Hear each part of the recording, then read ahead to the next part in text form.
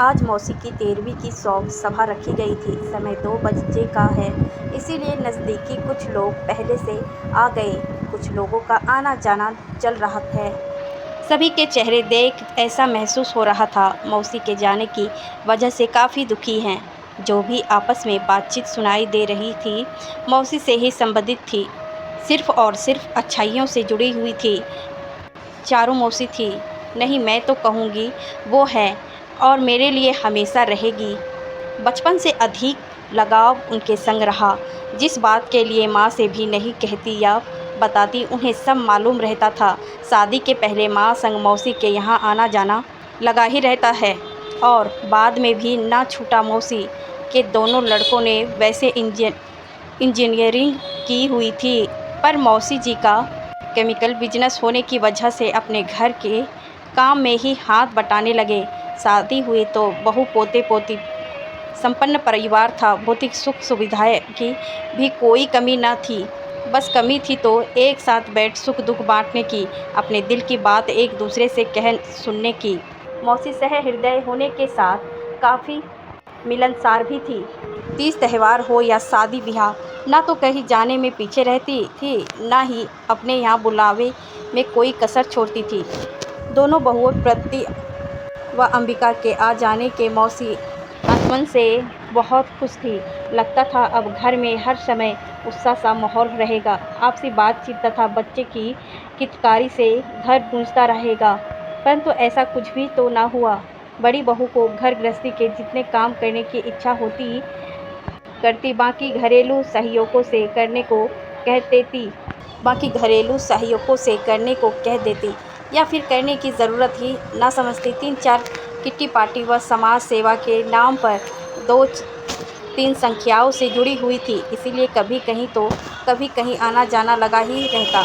कहीं दफ़ा तो छुट्टी के दिन जब सभी पारिवारिक सदस्य घर पर होते तब भी बड़ी बहू को किसी न किसी कार्य की वजह से बाहर जाना पड़ता। मौसी का मन तो होता मना कर दूं, किंतु चुप रह जाती। छोटी बहू टीचर है तो दोपहर तक का समय स्कूल में निकाल जाता, फिर घर आकर खाना वगैरह खा कुछ देर बैठ बच्चे को ट्यूशन पढ़ाने लगती जाती। इस तरह शाम होती दिखती, फिर थकान होने भी स्वाभाविक है। वैसे मौसी जरा भी रूढ़िवादी या संकुचित विचारों की ना थी। उनका यही कहना था, पारिवारिक जिम्मेदारियों के अलावा अपनी इच्छाओं के अनुरूप भी मनमाफिक कार्य अवश्य करते रहो।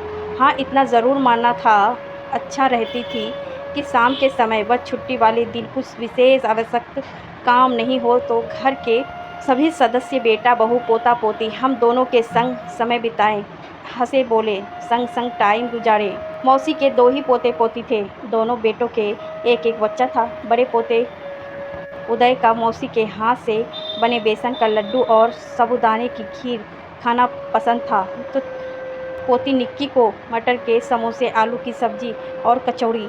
मौसी का मन करता रहता मैं खिलाती रहूं, ये खाते रहे। अपने पोतों पोती के संग वक्त बिताने मौसी का सबसे पसंदीदा समय था। पोती को कहने लगती, आज मेरी लाडो तुझे कहानी सुनाऊं, तेरी गुड़िया को सजाऊं, तो झट से उसका जवाब होता, आपके साथ कौन खेलेगा, आपके साथ तो हम बोर हो जाते हैं। मौसी फिर बुझे मन से मुस्कुरा अपने काम में लग जाती।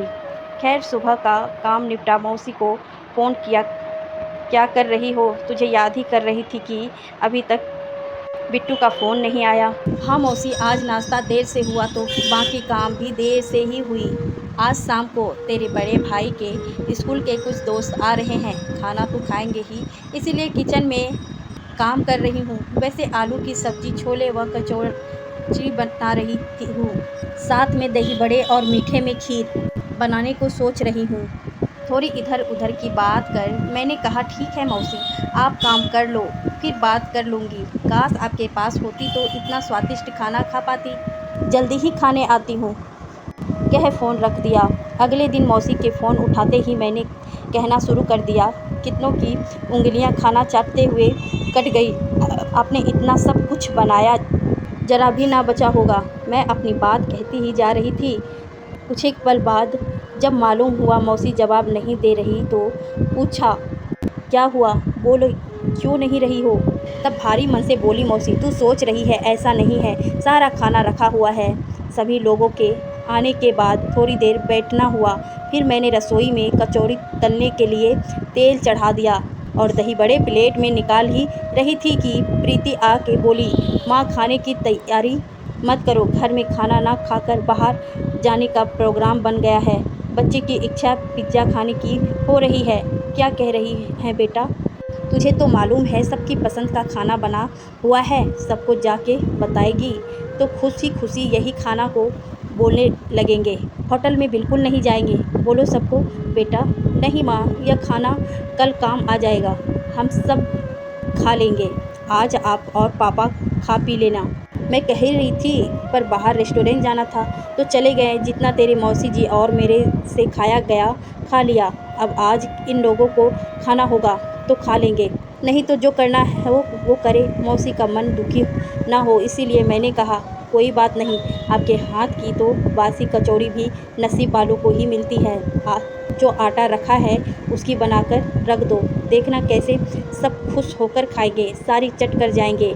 फिर इधर उधर की बात कर मौसी का मन हल्का कर फ़ोन रख दिया। बड़े भैया के बेटे ने 12वीं के बाद प्रतियोगी परीक्षाएं दी थी। एक दिन सुबह भैया का फ़ोन आया, आवाज़ में खुशी साफ झलक रही थी। तेरे भतीजे का इंजीनियरिंग में चयन हो गया है, भोपाल जा रहा है। अरे वाह, यह तो बहुत अच्छी खबर सुनाई। आपको व भाभी को बधाई और हमारे बेटे को बहुत सारा प्यार आशीर्वाद। मौसी को भी फ़ोन कर बता दी और इस खुशी के मौके पर आकर मिलने व उनके हाथ का बना खाना खाने की फरमाइश कर दी। खैर मौसी से तो तकरीबन रोज़ ही बातें होती। एक दिन आवाज़ कुछ अलग लगी तो पूछा, क्या बात है मौसी, आवाज़ से काफ़ी थकी हुई लग रही हो। हाँ बेटा, भोपाल जाने का रिजर्वेशन हो गया तो आज सुबह से लड्डू मठरी बनाने में लगी हुई थी। साथ ही थोड़ी सी पोहे की नमकीन और बेसन के सेव भी बना दिए।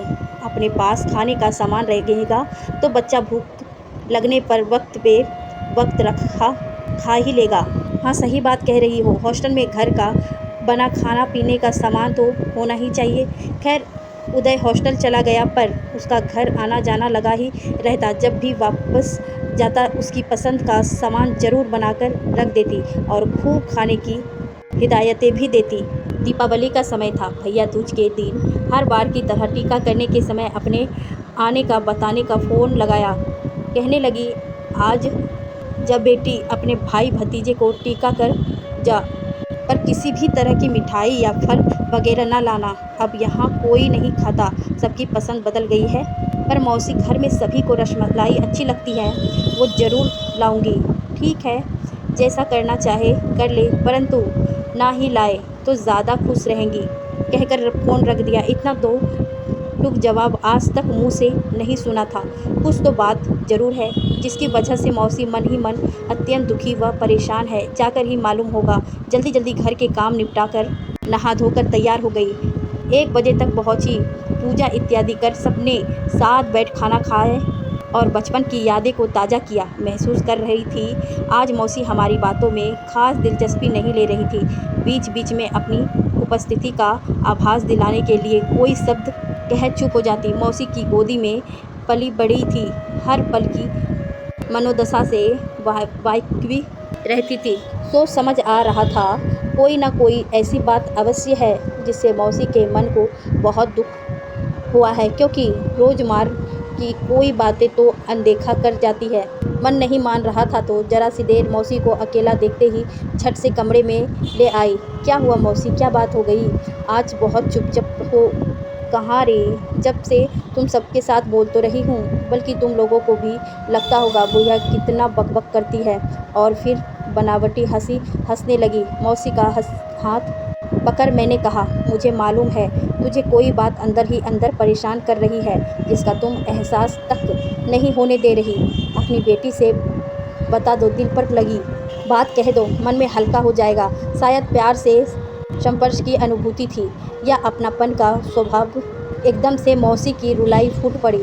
थोड़ी देर रोकर मन शांत होने पर पानी पी कहने लगी, उदय भोपाल जा रहा था तो उसके ले जाने के लिए बेसन के लड्डू, बेसन के नमकीन, सेव मठरी, नमक पाड़े वगैरह बनाई। सामान प्रीति को देते हुए बोली, बैग में संभाल कर रख दे। और फिर उदय को कहा, खा लिया बेटा, घर का बना है, सेहत बनी रहेगी। बिल्कुल दादी, रोज़ ही खा लूँगा। कुछ देर बाद याद आया, मिर्ची का अचार पूछ लूँ, ले जाएगा क्या? जैसे ही कमरे के बाहर पहुंची सुनाई दिया, मम्मी मुझे ये अटरम सटरम नहीं खाना, पिज्ज़ा बर्गर सब देर रात तक मिलता है, वो खाऊं या यह? मुझे नहीं ले जाना, मेरे साथ मत रखना। अरे बेटा सुन, तो जितना खाना हो खा लेना, यहाँ से तो ले ही जा। ऐसा करियो, जो वहाँ साफ़ सफाई वाली बाई आती होगी उसे दे दियो, यहाँ छोड़ कर ना जा, वहीं दे दा के ख़त्म कर दियो। और फिर दोनों माँ बेटा की मिली जुली हंसी सुनाई दी। अब तू ही बता, इतनी मेहनत इसीलिए की थी कि घर का स्वाद मिल जाएगा, बच्चा खा लिया करेगा, या फिर ज़बरदस्ती इधर उधर बांट ख़त्म करने को इतना कहते बताते? मौसी की आंखों में फिर आंसू आ गए, फिर गला रुक सा गया। बस मौसी बस, अब बहुत हुआ, सबका बहुत कर लिया तुमने, बल्कि यही कहना चाहिए कि ज़रूरत से बहुत ज़्यादा कर दिया, वह कर रही हो। अब समय आ गया है, अपने लिए भी जी लो, अपनी इच्छाओं को अपने जीवन में थोड़ी अहमियत दे दो, अपने लिए मनचाहा समय निकालो। सभी कुछ है तुम्हारे पास, सिवाय अपने लिए कुछ सोचने कुछ करने के अभी भी वक्त है। मौसी, जो तुमने स्वयं के अरमानों या सपनों को संजोया हुआ है उन्हें साकार करो, किंतु यह सभी संभव हो सकेगा जब बेवजह दुनियादारी ना निभाओगे। अब सिर्फ और सिर्फ अपने लिए सोचोगी और सोची बात पर अमल रहोगी। ख्यालों में यादों में ही खोई हुई थी, तभी पोते उदय की आवाज़ से मेरी तंद्रा भंग हुई। सामने में क्या हो रहा है, इस हकीकत में वापसी आई। कहा रहा था, मेरी दादी बहुत अच्छी थी, मेरे लिए हमेशा मेरी पसंद के बेसन के लड्डू बनाती थी, मैं खूब खाता था। अब किसके हाथों से बने लड्डू खाऊंगा? फिर पोती निकली, बोली, सच में मेरी दादी बहुत अच्छी थी, हम सभी से प्यार और स्नेह करती थी। उनके साथ बैठकर कहानी सुनना, हमारी पसंद के खेल खेलना, सब कुछ बहुत याद आएगा। जब दादी के संग मम्मी पापा हम सभी बैठे थे, बातें करते थे, तो वो समय बहुत अच्छा होता था। हम सब अपनी प्यारी दादी को हमेशा याद करते रहेंगे। अब और नहीं सुना गया। हॉल से बाहर निकल आई तो थोड़ी राहत की सांस आई। काश यही सब मौसी के बेपनाह प्रेम दुलार को समझ उनके सामने कहा होता, काश पहले कहा होता, काश मौसी ने सुना होता।